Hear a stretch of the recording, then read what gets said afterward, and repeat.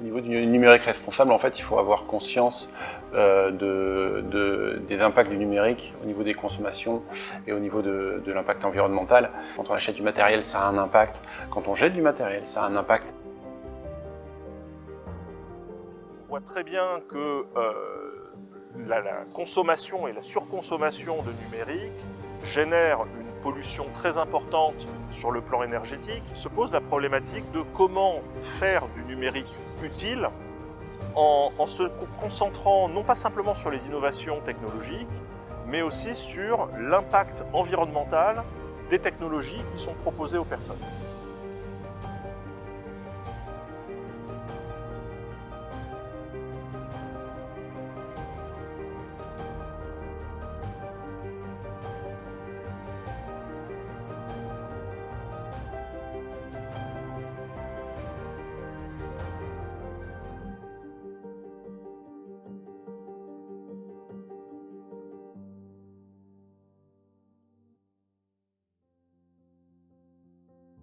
Ce n'est plus une surprise. Notre planète est en danger. Le réchauffement climatique s'impose comme l'une des problématiques les plus importantes que nous avons à traiter pour notre avenir. Il nécessite que nous fassions notre maximum pour réduire notre impact environnemental. Comme nous allons le voir un peu plus loin, le numérique est partout. Pilier essentiel de notre vie moderne, l'objectif n'est pas de s'en passer, mais d'en avoir la meilleure utilisation possible. Lorsque nous avons choisi de traiter le sujet du numérique responsable dans ce documentaire, nous n'imaginions pas à quel point le numérique était un levier sous-estimé d'action environnementale. Nous nous sommes interrogés sur la manière la plus efficace de sensibiliser à la question et nous avons choisi de réunir plusieurs experts afin de partager ensemble une vision permettant une utilisation plus responsable de nos outils numériques.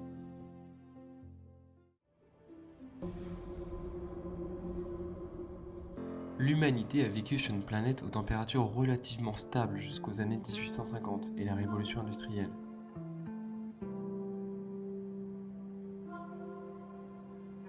Au moment où l'homme a découvert qu'en faisant brûler du charbon ou du bois, il pouvait concevoir et faire tourner des machines, il a certes permis une avancée très rapide des progrès de notre civilisation, mais également entraîné l'augmentation de la température du globe.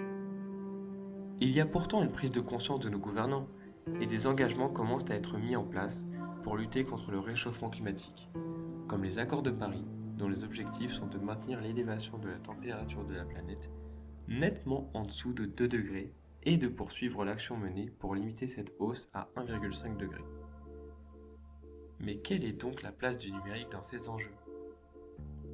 Dans ces modifications prégnantes de nos comportements, il est important de reconsidérer la place que prend le numérique. En effet, numérique et climat sont profondément liés, puisque l'on estime que si Internet était un pays, il serait le 3e plus gros consommateur d'électricité au monde, derrière les États-Unis et la Chine. Bien sûr, le numérique est aujourd'hui incontournable. Il permet l'émergence de beaux projets et il est très utile au quotidien pour tout le monde. D'une certaine manière, il contribue lui aussi à lutter contre le réchauffement climatique, de par la mise en place de plateformes de simulation par exemple. Il induit une réduction des déplacements grâce au télétravail et ses outils disponibles. Il participe à une utilisation raisonnée des ressources naturelles grâce à des outils de mesure. Et enfin, il facilite l'économie circulaire grâce à une accessibilité des plateformes de réemploi et de reconditionnement des appareils technologiques. Tout n'est donc pas à jeter dans ces technologies qui nous permettent de communiquer avec nos proches, consulter ou envoyer un courriel, regarder un film, écouter de la musique, jouer en ligne. La révolution du numérique a d'ailleurs permis de dématérialiser une grande partie de nos pratiques. Mais ces nouvelles habitudes ont beau être virtuelles, leur impact environnemental est bien réel. Le numérique représente 4% des émissions de gaz à effet de serre dans le monde, et ce chiffre risque de doubler d'ici à 2025. Tous les domaines d'action doivent s'améliorer, et il n'y a aucune raison pour que le numérique n'ait pas son rôle à jouer. Dans le monde, ce sont 4,54 milliards d'internautes qui naviguent de manière quotidienne. Le numérique occupe donc d'ores et déjà une place très importante dans nos vies et, étant voué à être de plus en plus présent, il est temps que nous limitions son impact environnemental sans pour autant en cesser toute utilisation. Dans un premier temps, il est important de comprendre les impacts du numérique et leurs leviers. Alors les leviers de réduction de l'impact environnemental du numérique sont un petit peu contradictoires. Et globalement, quand on analyse la fabrication des terminaux électroniques aujourd'hui, on se rend compte, si on cumule l'ensemble des impacts, puisqu'il n'y a pas que des impacts en termes d'énergie primaire, mais il y a également des impacts très forts en termes de consommation d'eau, de ressources abiotiques notamment, et de pollution des sols, la phase de fabrication représente grosso modo 60 à 70% de l'impact. Adresser la problématique environnementale du numérique, c'est adresser la problématique des terminaux et de la gestion de ce cycle de vie. Cet objet-là, que sont comment on peut agir sur les terminaux électroniques, on se rend compte qu'on a une possibilité d'action qui est a posteriori. C'est-à-dire qu'une fois que le matériel est produit, livré chez nous, on peut là, à un moment donné, avoir un impact notamment sur l'allongement de la durée de vie du matériel. Ça passe nécessairement par l'augmentation du taux de reconditionnement et de recyclage des terminaux électroniques. Là, on a deux autres leviers pour agir là-dessus. On a donc un véritable sujet en matière d'éco-conception des services numériques aujourd'hui également. J'ai Max d'attaque, le but contre ce problème-là, c'est de penser et d'éco-penser ou d'éco-concevoir ce qu'on appelle un service numérique, donc c'est-à-dire toute la chaîne qui compose un service numérique, du volet logiciel jusqu'au volet machine, et donc de vraiment penser aujourd'hui les services numériques dans une logique d'éco-conception pour limiter au maximum l'impact des services numériques. Et puis le dernier levier, effectivement, pour pouvoir réduire au maximum l'impact du numérique, c'est de travailler sur les réseaux, et notamment le débat actuel autour des technologies des réseaux mobiles notamment, et de l'accélération de ces réseaux mobiles versus ce qui se développe malgré tout de plus en plus aussi pour d'autres raisons, des réseaux bas débit ou basse fréquence, hein. On se rend compte aussi que là, il y a matière à faire et d'inciter de plus en plus, en tout cas, c'est pareil, quand on parle de numérique raisonné, c'est de se dire, et de toujours et systématiquement revenir à la question des usages. Ce service numérique-là, à quel usage il répond? Et dans cette réflexion-là globale, on peut effectivement se dire qu'il y a aussi beaucoup à faire sur les réseaux, puisqu'il y a des services qui n'ont pas besoin d'être temps réel, il y a des services qui n'ont pas besoin d'être en temps continu, il y a des services qui peuvent nécessiter de la computation, ce qu'on appelle du edge computing dans le réseau, c'est-à-dire qu'on va computer une partie de l'information dans le réseau et la remonter juste les résultats en centrale. Et donc ça, derrière, ça a des vertus, notamment en termes de production de données et donc de toutes les problématiques qui peuvent être associées par la suite à la gestion des données. Sur le plan national, la France occupe une place de pionnière pour cet enjeu. Nous rencontrons Vincent Courboulet, qui est le directeur scientifique de l'Institut du numérique responsable. Le numérique responsable, c'est parti de France depuis il y a une vingtaine d'années avec un certain nombre de glorieux anciens qui ont initié le concept. Et aujourd'hui, la France a toujours ce côté un peu pionnier. On est de plus en plus rejoint par des expérimentations faites dans d'autres pays ou avec d'autres consortiums de chercheurs ou d'organisations. Donc voilà, on va essayer toujours de garder cette étiquette, cette signature particulière. Mais voilà, aujourd'hui, il y a une vraie appropriation du sujet un peu partout ailleurs. C'est une bonne question de savoir si les lois accompagnent le mouvement. Effectivement, c'est un sujet qui est vraiment intéressant parce que autant il a fallu des fois des années et des années avant que le législateur s'approprie les sujets et éventuellement pose un cadre. Et ce qu'on voit aujourd'hui avec le numérique, c'est que le numérique, ça va vite, hein, j'enfonce des portes ouvertes, mais la loi autour du numérique aussi finalement va assez vite, parce qu'en l'espace de 30 ans, on a eu des lois qui soient françaises, avec 2 lois intéressantes, donc pour l'économie circulaire il y a 2 ans, qui a mis en place l'indice de réparabilité, l'obligation de réparation, etc. Donc ça, c'est des lois qui sont super intéressantes. En fin d'année 2021, il y a quand même eu la loi réduction de l'empreinte environnementale du numérique, où là aussi c'était une vraie loi. Et puis on l'entend tous aujourd'hui, au niveau européen, il y a des lois sur le Digital Marketing Act ou le Digital Service Act, où effectivement il y a une vraie appropriation du politique sur ce sujet-là. Par l'intermédiaire de la mission interministérielle numérique éco-responsable, l'État français participe lui aussi à cette réflexion. Plusieurs guides sont ainsi proposés, comme le guide de bonnes pratiques numériques responsables pour les organisations, afin de les accompagner dans la mise en œuvre de leurs démarches et de leur plan d'action pour un numérique plus responsable, ou bien encore le guide pratique pour des achats numériques responsables. Pas dire que le législateur a déserté le numérique. Il faut voir le verre à moitié vide, moi j'ai plutôt décidé de le voir à moitié plein. Donc ce qu'on a, il faut l'utiliser et il faut essayer toujours d'œuvrer pour aller plus loin et finalement de porter un numérique responsable non pas comme des charges supplémentaires ou des obligations supplémentaires, mais véritablement comme des opportunités supplémentaires, parce que ce soit le handicap, l'accessibilité, la fracture numérique ou la réduction de l'empreinte environnementale, tout ça aujourd'hui ça doit être traité sous un même chapeau qui est celui du numérique responsable. Basé à La Rochelle, l'INR se donne pour mission de promouvoir 3 enjeux liés au numérique. La réduction de son empreinte économique, sociale et environnementale, l'utilisation du numérique pour réduire l'empreinte de l'humanité, et enfin l'inclusion informatique de tous. Alors les actions de l'INR, elles sont parties de façon un petit peu non structurée, et elles étaient surtout d'abord une réponse à ce que les gens attendaient, c'est-à-dire de la formation et des outils de mesure. Et on a décidé de structurer les actions de l'INR sur quelque chose, on l'espère, assez simple à comprendre, une espèce de matrice dans laquelle on est d'abord à essayer de comprendre les problématiques du numérique responsable, de les mesurer. Une fois qu'on a fait ces mesures, d'essayer d'être capable de décider ce qu'on fait. Parce qu'une fois qu'on a des mesures, c'est bien, mais décider, c'est mieux. Et puis une fois qu'on a décidé, c'est finalement quelles sont les actions qu'on peut initier pour agir. Donc comprendre, mesurer, décider, agir. Et tout ça sur différents niveaux de maturité, donc plutôt pour les organisations débutantes, intermédiaires, et puis des niveaux avancés. Comme sur le numérique en général, la région Nouvelle-Aquitaine est une région précurseur sur le sujet du numérique responsable. Elle a ainsi voté en 2020 une feuille de route sur 3 ans qui se décompose en 4 objectifs et 27 actions.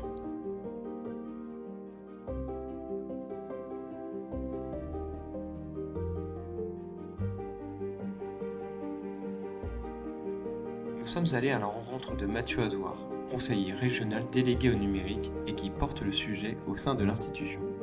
L'objectif de cette feuille de route pour le numérique responsable s'inscrivait dans la droite ligne d'un soutien du Conseil régional à la chose numérique, aux enjeux numériques, à l'économie numérique.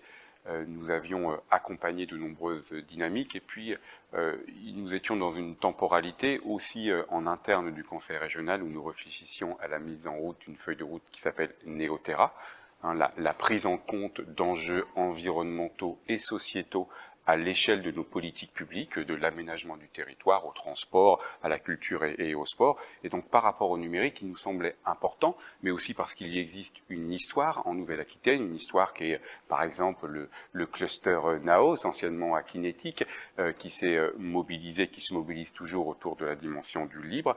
Et à partir de ces acteurs-là, à partir par exemple d'autres savoir-faire autour de l'Institut du numérique responsable, se dire oui, il était temps de poser un certain nombre de choses et des ambitions faisant en sorte que le numérique en région soit aussi accompagné, ou en tout cas rime avec la dimension de responsabilité sociétale et environnementale, avec un certain nombre d'actions, des ambassadeurs qui permettent aussi simplement dans une dimension pédagogique d'aller voir des chefs d'entreprise, d'aller voir des collectivités en leur disant simplement regardez ce que vous faites aujourd'hui, regardez les outils que vous déployez, regardez dans votre quotidien ce que vous faites du numérique et de poser un certain nombre d'ambitions. Mais j'ai souvent l'habitude de dire ça, que c'était un peu un fait générateur. J'ai le sentiment, mais avec humilité, de penser que par rapport au numérique, la région est une des régions les plus en avance, les plus motrices, celle qui a pris le taureau par les cornes.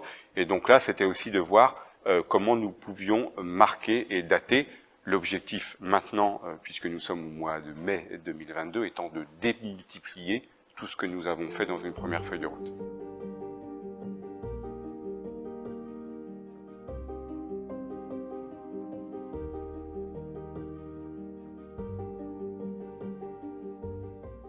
Aujourd'hui, alors même que nous réfléchissons à comment cette communauté, comment ces associations, comment ces clusters du numérique peuvent faire mieux ensemble à l'échelle de la région Nouvelle-Aquitaine, la dimension numérique responsable est de notre moyen d'échange et de se dire regardez, dans la feuille de route, il y a des choses qui ont été posées et comment on fait mieux. Et au-delà de l'émergence de l'Institut du numérique responsable, accompagné aussi par le Conseil régional pour qu'il fasse un travail qui, sorti de La Rochelle, aille beaucoup plus loin, il y a la structuration d'une filière autour du recyclage et du reconditionnement. On oublie parfois on voit souvent le bout ou en tout cas le milieu de la chaîne. On oublie de parler du début, qui est l'extraction des matières premières, qui est aussi quand même un sujet, et puis que la fin, qui est la durée de vie du matériel, le recyclage et du reconditionnement. Et moi aussi, ce qui m'intéresse aujourd'hui, dès lors que on a, je dirais, réussi à passer outre l'obsolescence programmée, c'est notre capacité à faire durer les matériels. Il était important pour nous de pouvoir présenter une déclinaison locale d'une politique autour du numérique responsable. Nous nous rendons donc à La Rochelle, en Charente-Maritime. Célèbre certes depuis peu pour son titre de champion d'Europe en rugby, mais aussi impliqué, fortement impliqué, dans un projet de territoire unique en Europe, La Rochelle Territoire Zéro Carbone. Alors, La Rochelle a une tradition d'écologie urbaine depuis déjà pas mal de temps. Dans son ADN, évidemment, il y a tous les principes du développement durable qui sont fortement ancrés. Et puis on s'est effectivement aperçu que le numérique aujourd'hui avait un potentiel également d'émissions carbone qui était de plus en plus important. Et pas qu'un potentiel. On s'est aperçu évidemment à travers une démarche de bilan carbone que nos émissions étaient relativement importantes. Donc le numérique, c'est à la fois un poison et à la fois un remède. Et donc l'enjeu, c'est de tirer tout le potentiel du numérique pour justement réduire ces nuisances et encourager des usages qui vont permettre de contribuer notamment au projet de territoire qui vise la neutralité carbone à l'horizon 2040. Et pour ça, en fait, on suit une méthodologie. Un premier temps, effectivement, qui est un temps de sensibilisation, parce qu'on ne peut pas, effectivement, agir ou prendre conscience ou changer nos comportements si on n'est pas sensibilisé. Donc, il y a une forte démarche d'acculturation, à la fois des agents, à la fois des élus, mais aussi des citoyens et des acteurs de la société civile, pour prendre conscience du phénomène. On voit aujourd'hui, effectivement, qu'il y a des impacts environnementaux, sociétaux sur le numérique, mais évidemment, c'est parfois un peu lointain. Et tant qu'on ne touche pas les choses un petit peu du doigt, on n'est pas forcément préoccupé et donc on ne s'engage pas forcément dans une démarche de changement de comportement. Donc la sensibilisation, c'est crucial et c'est fondamental. Et on y adjoint la partie éducation. C'est-à-dire que les générations futures, c'est aussi celles-là qui vont prendre un petit peu dès le berceau pour les convaincre et les sensibiliser que leurs usages de demain, c'est ceux qui impacteront le plus la société et nos organisations. Le deuxième aspect, il faut mesurer. Si on n'a pas une étape de mesure et d'observation de nos émissions, on va pouvoir faire des actions finalement et se tromper un petit peu de cible. Et donc il y a une étape importante qui est de pouvoir observer, de mesurer et de calculer quelque part nos émissions. Donc c'est des démarches de bilan carbone. Il y a d'autres outils qui sont à disposition des collectivités et des organisations pour faire cette démarche-là. Mais on pense que c'est vraiment une première étape aussi. Ensuite, une fois qu'on a fait cette sensibilisation, cette observation, c'est de définir quelque part une feuille de route pour identifier les actions qui vont permettre de réduire les émissions carbone ou de les éviter. Alors réduire, c'est-à-dire qu'on va évidemment toujours utiliser de l'informatique et des outils numériques. Le but, c'est pas revenir au crayon au papier. Et donc, on doit travailler davantage sur l'éco-conception des outils pour arriver justement à réduire au maximum les émissions des outils existants. Voilà. Et de se servir que des outils qui sont utiles et utilisés. Parce que des fois, on va un petit peu trop loin, évidemment, dans l'offre de services qu'on peut aussi proposer.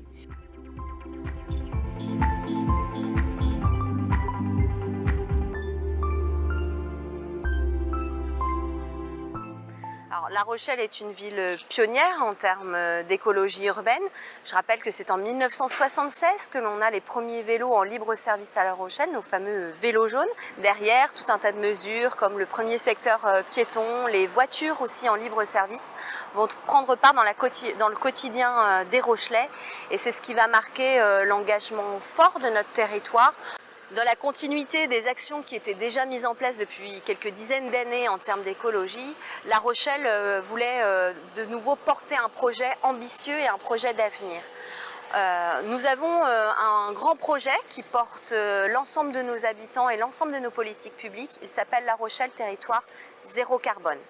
L'objectif de ce projet, c'est d'atteindre la neutralité carbone en 2040. 2040, c'est 10 ans avant la date fixée par les accords de Paris. C'est donc un projet ambitieux, un projet qui doit nous mobiliser tous, habitants, associations, entreprises. Évidemment, les collectivités prennent leur part à ce grand projet. Il a 3 gros piliers. Dans un premier temps, réduire nos consommations, réduire notre empreinte carbone. Dans un second temps, capter, puisqu'on sait aussi que c'est un élément fort pour atteindre la neutralité carbone. C'est dans ce cadre-là, par exemple, qu'on va renaturer le marais de Tanon. Et puis enfin, lorsqu'on a essayé de réduire, quand on a capté au maximum, eh ben, il faut compenser. Compenser, ça se fait grâce à la coopérative carbone. C'est la première coopérative carbone européenne qui a pour objectif d'inciter les entreprises, les particuliers, les associations, les collectivités à acheter du carbone de façon à compenser leurs émissions qu'ils n'auraient pas pu réduire ou capter. Alors le numérique a une place transversale sur l'ensemble du projet Territoire zéro carbone. Pourquoi? Parce que le numérique, il est un formidable outil de transformation. Il est un vecteur, en fait, un outil que l'on va pouvoir mettre au service de la transformation écologique. Donc on a pour ça réfléchi à quelque chose, un outil qui nous permettrait de capter de l'information, un outil d'aide à la décision. Et c'est dans ce cadre-là que l'on a créé cette plateforme numérique qui va nous permettre à chacun des acteurs, pas uniquement la collectivité, les grands partenaires tels que le grand port, tels que l'université, d'apporter des données qui vont pouvoir être exploitées, être croisées pour la prise de décision et aider aussi nos habitants à engager leur transformation numérique.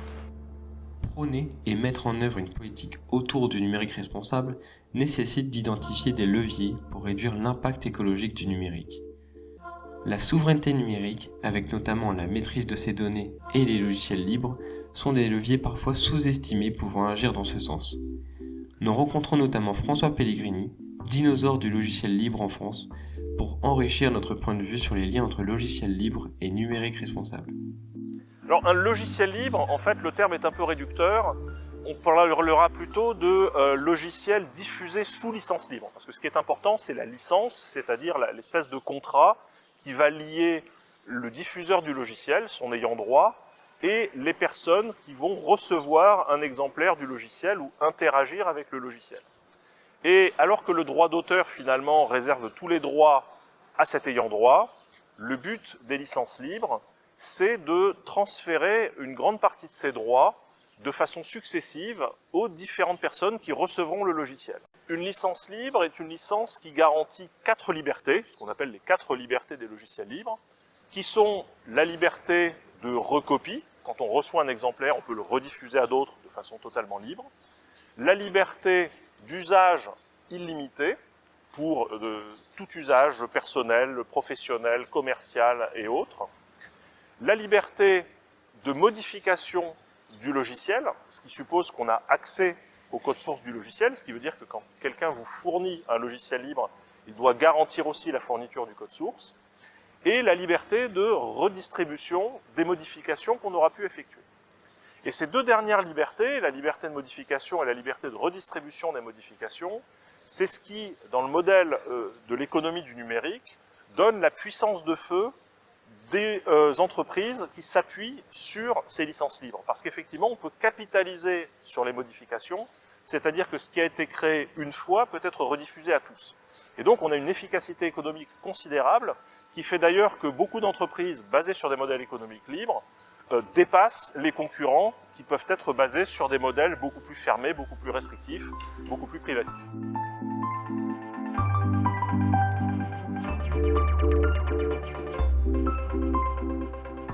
Le lien entre logiciel libre et numérique responsable, il tient justement à l'efficacité économique des modèles libres. Parce que comme ce qui a été produit une fois peut être diffusé à tous, ça permet de mutualiser des développements. Alors, économiquement, ça peut être intéressant de voir plusieurs acteurs partir sur des voies différentes et mettre en œuvre des produits concurrents, parce que ça stimule aussi l'innovation. Mais d'un autre côté, quand on veut faire en sorte que l'intégralité de l'humanité puisse avoir accès aux technologies les plus avancées, en particulier pour gérer la crise climatique, entre autres, et donc qui va nécessiter une allocation très fine des différentes ressources, des déplacements, de la logistique, eh bien, pouvoir permettre à tout acteur de disposer des logiciels à l'état de l'art, c'est effectivement un point essentiel pour atteindre cette efficacité énergétique. L'avantage du libre, c'est aussi son efficacité, c'est-à-dire que beaucoup de concepteurs du libre sont empreints de ce qu'on appelle la philosophie d'Unix, qui dit qu'un logiciel doit faire une seule chose, mais bien la faire. Et donc on a beaucoup de logiciels, beaucoup de petits modules, et ces modules ont été conçus pour être les plus efficaces possibles dans leurs tâches, ce qui fait qu'en particulier on peut installer des versions de Linux par exemple sur des vieux ordinateurs, et ça fonctionnera toujours de façon extrêmement satisfaisante. Et de fait, les logiciels libres permettent de réduire le renouvellement des matériels, permettent d'augmenter le cycle de vie des matériels et donc participent à la réduction des déchets et à la réduction de l'empreinte environnementale du numérique.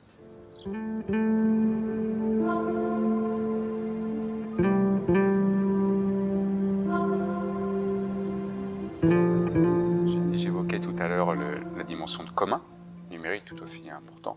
La dimension de souveraineté numérique, elle est tout aussi fondamentale pour moi, mais on voit aussi, alors même que la région Nouvelle-Aquitaine est une taille géographique, économique importante, que les enjeux ils sont beaucoup plus hauts. Parce que dès lors qu'on parle souveraineté numérique, on parle souveraineté des données, on pense à nos gros acteurs américains ou chinois, on parle aussi stockage des données, on parle data center, etc. Donc c'est un sujet vraiment pour nous, et entre une feuille de route qui a posé un certain nombre de choses, et avec un bilan plutôt intéressant, et des choses sur lesquelles il faut vraiment qu'on avance, la dimension de souveraineté de la donnée. Cette feuille de route, quand elle a été votée, nous en étions aux prémices, mais nous sentions que à ce moment-là, il fallait que nous soyons présents, il fallait que nous donnions la dynamique. Et donc, il y a un certain nombre de choses qui ont été faites, mais ce qui me semble peut-être le plus intéressant, c'est la prise de conscience collective que sans numérique responsable aujourd'hui, nous n'avons pas les mêmes échanges, les mêmes dialogues entre le conseil régional et les acteurs du numérique. Un commun numérique correspond à une ressource numérique produite et gérée par une communauté. Vous l'avez compris, ces ressources sont donc réutilisables à souhait et elles intéressent notamment de plus en plus l'État ainsi que les collectivités publiques. Numérique en commun, l'événement sur le sujet est devenu incontournable et il favorise chaque année l'échange de bonnes pratiques sur les communs. La notion de commun renvoie à l'idée de communauté, d'acteurs publics, privés, individus, organisations, réunis autour de ressources, alors de ressources naturelles ou de ressources produites par l'activité humaine, qu'ils et elles utilisent et gèrent, c'est-à-dire maintiennent dans le temps. Et l'autre spécificité, c'est que c'est cette communauté qui va définir et mettre à jour les règles à la fois de gouvernance de la communauté et d'exploitation des ressources. Et donc les communs numériques, ce sont justement des communs qui portent sur de la production de ressources numériques. Le gros avantage qu'il y a à parler de commun numérique, c'est qu'on va parler, quel que soit le type de commun, quel que soit le domaine de la société dans laquelle on se situe, de ressources qui ont toutes la même propriété d'être numériques et donc d'être non rivales et non exclusives. Et ça je le pointe, pas tant pour le raisonnement théorique qu'il peut y avoir derrière, mais l'idée d'une ressource non rivale, c'est une ressource qu'on peut consommer, qu'on peut utiliser sans que ça limite l'utilisation et la consommation par d'autres. Et l'idée d'une ressource non exclusive, c'est qu'on peut l'utiliser sans empêcher d'autres de l'utiliser en même temps. Donc, dès lors qu'on est dans des ressources numériques, on peut se retrouver en situation où une communauté entière va pouvoir exploiter en même temps, et utiliser en même temps la même ressource, sans que ça préjudicie aux autres membres de la communauté. Et donc, on sort de cette tragédie des communs, des biens communs que j'évoquais tout à l'heure. Donc, il y a un engouement dans la société actuelle quant à cette notion de commun numérique, parce qu'elle permet de mettre tout le monde d'accord sur l'intérêt que peut présenter ces logiques de commun dans la production de ressources numériques.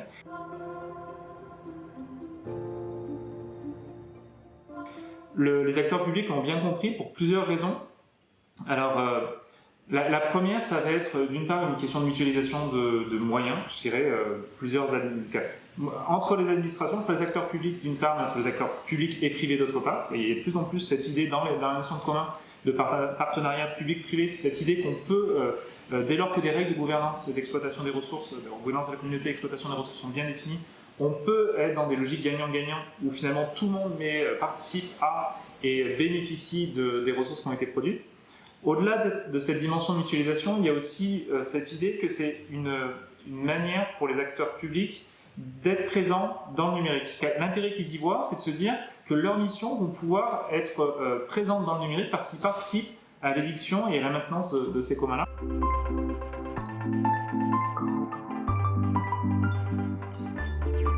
Et les enjeux numériques aujourd'hui, pour moi, le cœur du réacteur, c'est le commun numérique. Qu'est-ce qu'une communauté qu'est-ce que des acteurs économiques, qu'est-ce que des acteurs institutionnels acceptent de mettre ensemble, sans valorisation monétaire dans la foulée, sans valorisation monétaire a priori, pour le bien, le vivre ensemble, pour poursuivre un certain nombre d'actions publiques et à partir de l'outil numérique. Et donc ça, il nous faut vraiment le constituer, des initiatives, des démarches, nous en sommes au début. C'est pas faire injure aux travaux qui sont déjà menés, mais c'est plutôt pour l'instant embryonnaire, parce que ça doit être notre ambition collective. Et s'il y a bien une trajectoire pour l'avenir, pour la région, c'est bien celle-là.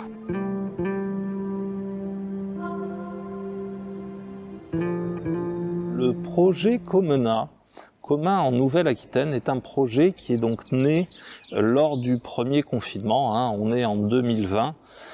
Ce projet a comme objectif effectivement de valoriser le patrimoine numérique de la Nouvelle-Aquitaine au travers notamment de la production et de la valorisation de communs numériques existants. Ce qui est intéressant dans ce projet, c'est qu'on retrouve des acteurs très hétérogènes, tous animés justement par le fait de pouvoir gérer et partager des communs numériques. Je pense à des collectivités ou établissements publics comme la région Nouvelle-Aquitaine, bien entendu, Bordeaux Métropole, la communauté d'agglomération de La Rochelle, le Grand Port Maritime de Bordeaux. Je pense aussi à des universités et des laboratoires de recherche comme la Fondation Bordeaux Université, l'Université Bordeaux-Montaigne ou le LIUPA à Pau. On y trouve aussi des associations et donc un certain nombre d'entreprises qui partagent ces valeurs. Le projet devrait officiellement voir le jour de manière opérationnelle lors du second semestre 2022 et je vous invite bien entendu à suivre son évolution.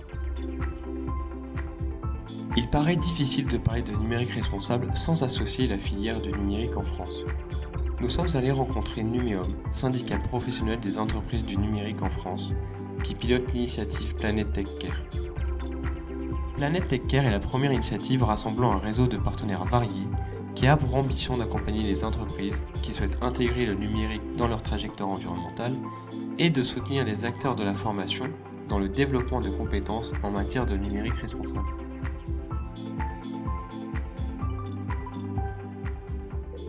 L'initiative Planète Tech Care, c'est une initiative qu'on a lancée en octobre 2020 avec le parrainage de Barbara Pompili et Cédrico. C'est une initiative qui s'est faite dans le cadre à un moment du lancement de la feuille de route numérique et environnement.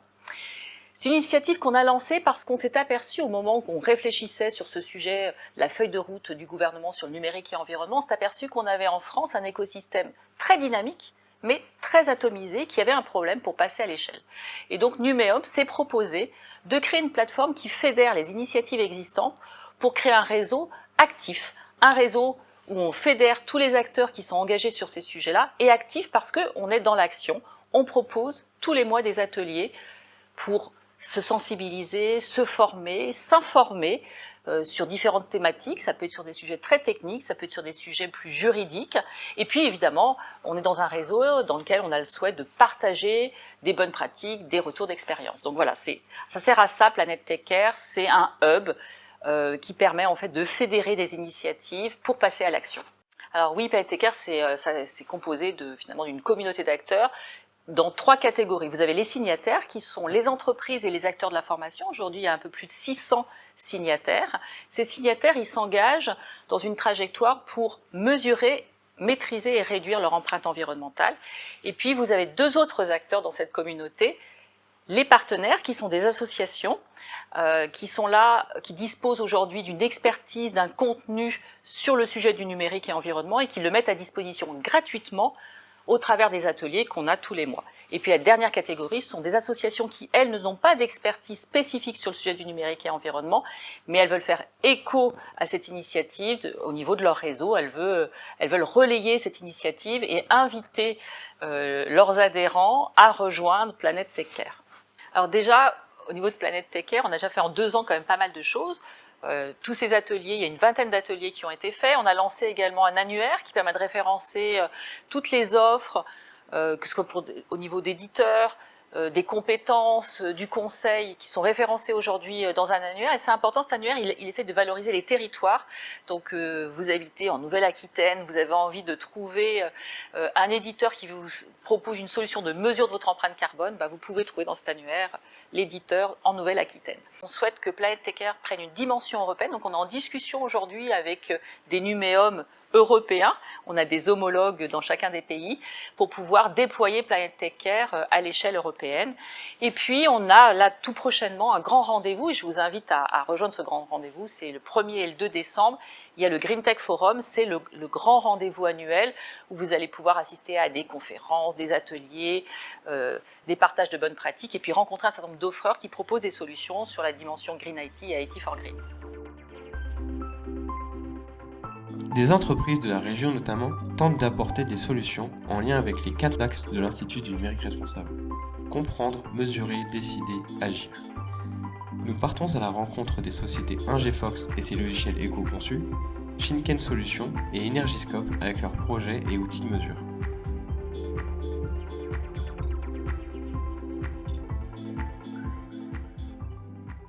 Nous, on est des professionnels de l'informatique et toute cette partie-là, on la connaît parce qu'on agit avec tous les jours. On a besoin régulièrement d'acheter des machines, on a besoin de développer des logiciels. Et ce qui est très intéressant là-dedans, c'est que l'idée, c'est de savoir quel impact nous, on a en tant que société d'informatique lorsqu'on développe des logiciels. Donc, au niveau de l'éco-conception, comme on développe des logiciels, notre objectif, ça va être de limiter l'énergie nécessaire à l'exécution de nos logiciels. Ça va avoir 2 impacts. Le premier, ça va être qu'on va pouvoir faire tourner nos logiciels sur des machines qui sont moins gourmandes en énergie, et donc des machines qui existent déjà. On va pouvoir faire facilement fonctionner nos logiciels sur des machines qui ont 5, 10, voire 15 ans. Ensuite, l'autre point, c'est que le fait d'avoir des logiciels moins gourmands, c'est qu'on va utiliser moins de réseaux, on va moins utiliser les architectures qui sont en place au niveau informatique, et de fait, on va diminuer la consommation globale énergétique de l'utilisation de nos logiciels.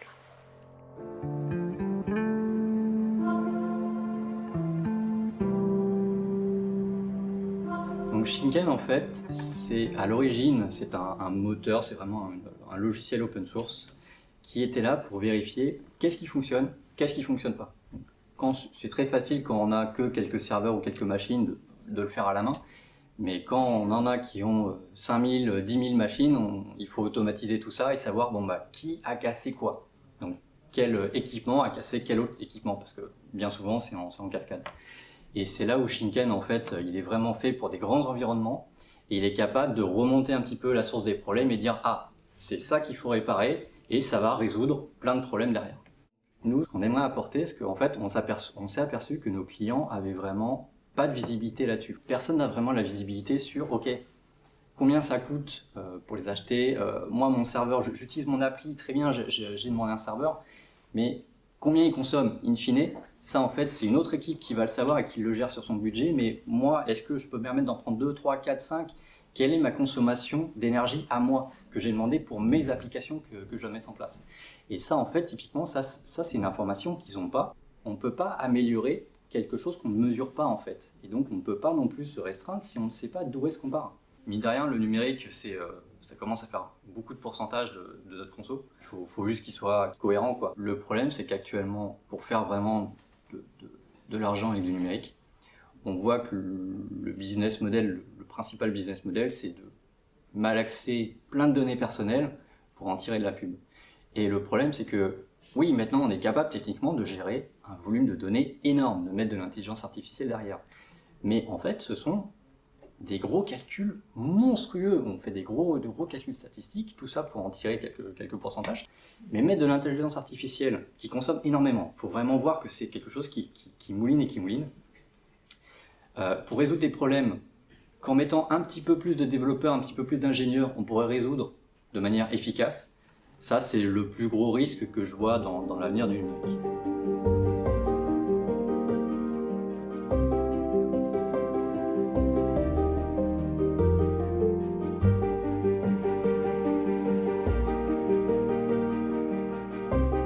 Donc Energyscope, c'est un projet qui se donne pour mission d'accompagner les acteurs du numérique dans la mesure et l'optimisation de leur efficience énergétique. Le projet s'oriente sur 2 axes. Un premier axe qui est donc la mesure de la consommation énergétique, donc c'est vraiment le fonctionnement de l'infrastructure IT qu'on va venir analyser pour en déterminer quelle est la consommation en termes de kilowattheure et en extrapoler aussi l'impact carbone en fonction de l'endroit où est positionné. Principalement, on va s'adresser à des data centers aujourd'hui. Et le deuxième axe, ça va vraiment être sur proposer des solutions et une expertise concrète pour permettre aux utilisateurs de ces centres et aux développeurs d'avoir une approche axée sur de l'éco-conception. Le marché qu'on vise, comme a dit Florence, c'est là où il y a des grosses infrastructures, donc les centres de calcul, les data centers, les hébergeurs, avec l'idée ensuite de pouvoir intervenir au niveau des téléphones et autres devices mobiles. Nous, on pense que la valeur qu'on peut apporter à des acteurs aujourd'hui du numérique, c'est déjà une mesure simple qui peuvent suivre dans le temps, très facile à mettre en place, ce qui n'est pas le cas aujourd'hui, et qui accompagne finalement un peu la réflexion qui commence à naître dans ces entreprises-là, mais qui n'est pas un vrai besoin exprimé.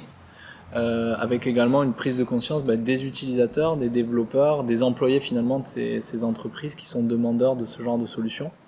Arriver à produire le même volume de résultats avec moins d'énergie et donc augmenter finalement le retour sur investissement et donc une logique finalement de rentabilité ou en tout cas de développement économique qui est aussi à la clé. Il est tout à fait possible d'intégrer une démarche numérique responsable dès la naissance d'une start-up ou d'un projet. Nous nous rapprochons de la French Tech Bordeaux pour échanger autour de conseils aux startups. On est déjà sur des dimensions de je vais acheter mon matériel pour qu'il soit le plus pérenne possible. Je vais accompagner mes collaborateurs pour qu'ils puissent monter en compétences et faire bien leur travail. En fait, il y a presque une démarche qui se rapproche du Lean. C'est avec peu de moyens, il faut que je fasse de grandes choses. Et donc, avec ces grandes choses-là, je vais essayer de le faire de façon sobre. Je ne vais pas dépenser et acheter des ordinateurs tout neufs tous les ans. Je vais essayer de pérenniser mes investissements. Quelque part, on n'a pas les moyens de dépenser inutilement. Et donc, pour ça, on se rapproche de la sobriété numérique. Puis après, évidemment, en tant qu'entrepreneur, on essaie d'offrir des services les plus qualitatifs possibles pour nos clients.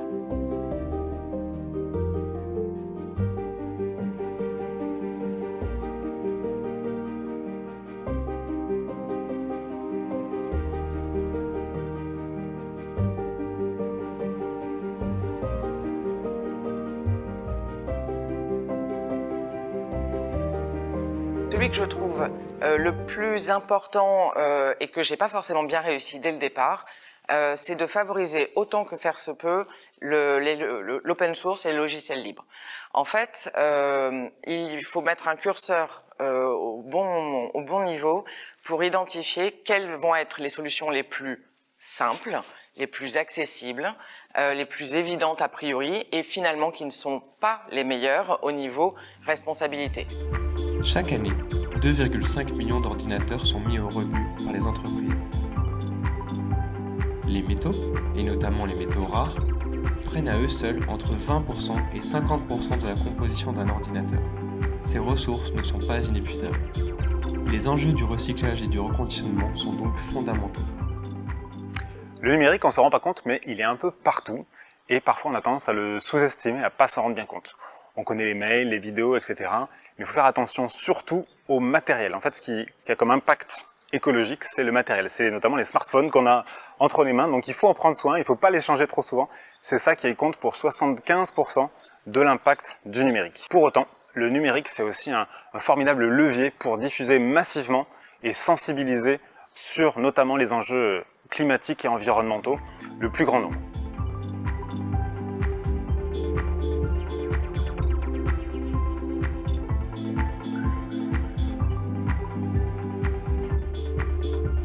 Donc là par exemple on a tout ce qui est matériel entrant sur cette partie. on va avoir des lots d'informatique, des lots d'électronique qui peuvent être de l'électronique industrielle ou de l'électronique médicale.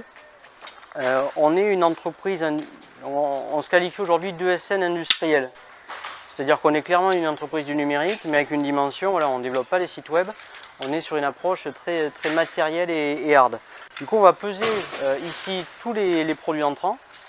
Et à ce stade, c'est là où on a le plus de stratégie dans notre approche, c'est que les équipes vont identifier s'il y a un potentiel de reconditionnement, parce que c'est suffisamment récent, parce que c'est complet, ou alors si ça va être un produit qui est trop vieux, trop obsolète ou endommagé ou cassé, et qui a besoin d'être recyclé. Donc c'est à ce stade où on va créer derrière, ce qui n'est pas capable d'aller au test, des lots qui vont être déconstruits, et à un autre endroit, on va avoir les matériels sur lesquels on a identifié qu'il y avait un potentiel de seconde vie. Donc à cet endroit, on va créer des lots à partir des produits, des matériels qu'on identifie comme potentiellement reconditionnables. Et on va, par modèle, par marque, par type, reconstituer des séries de 20, 30, 50 machines. Ce qu'on va récupérer est très souvent non fonctionnel, issu de maintenance, issu d'un renouvellement de parc où la majorité n'est plus en état de marche. Et nous, on va faire vraiment du revival, quoi. On va redonner vie à ces produits, notamment en upgradant les pièces, en changeant les disques durs, en faisant des épreuves de terre. On va faire des stress tests pour vérifier si la machine, une fois updatée, améliorée, est capable de retourner sur le marché. On rallonge le cycle de vie, j'ai envie de dire, de 4 à 5 ans sans problème.